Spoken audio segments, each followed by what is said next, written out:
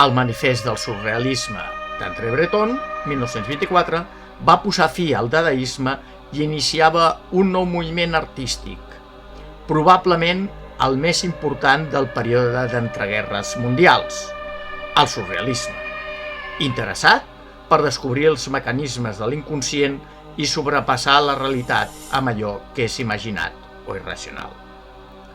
Pels surrealistes, cal transcendir la realitat tangible i alliberar la ment, manifestant l'art dels somnis, l'inconscient, la irracionalitat.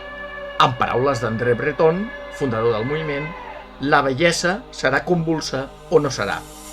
L'artista intenta portar a terme una revolució personal, cultural, social i política concebuda com una transformació completa de la vida basada en la llibertat, la poesia, l'amor i el sexe.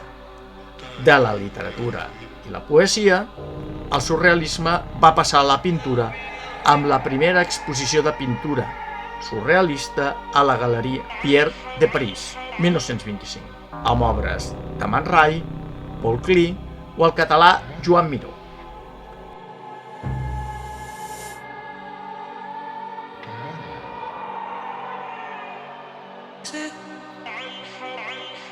Molts artistes, cubistes o dadaistes també s'implicaran en el moviment surrealista, com el precursor de l'abstracció, Kandinsky, o Salvador Dalí, Lluís Buñuel, Giorgio de Chirico i el cineasta René Clair.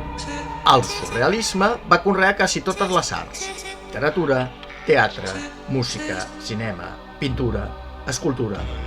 De fet, el primer cop que es va fer servir el terme surrealista va ser en l'obra de teatre d'Apollinaire de 1917, Les mamelles de Tiresias. Fou també surrealista el dramaturg i poeta espanyol Federico García Lorca. Es van apropar al surrealisme i al seu món oníric dels somnis compositors com Éric Satie i Edgar Varese, i cal cercar vincles entre el surrealisme i la improvisació característica del jazz i el blues.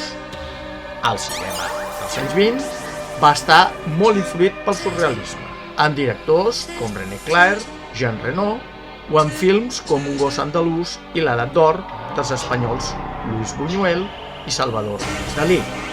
Aquest últim, el gran pintor i escultor surrealista per definició. L'apogeu del surrealisme va esdevenir durant la dècada de 1930 amb la incorporació al moviment de dues grans figures de les arts plàstiques com René Magritte i Salvador Dalí.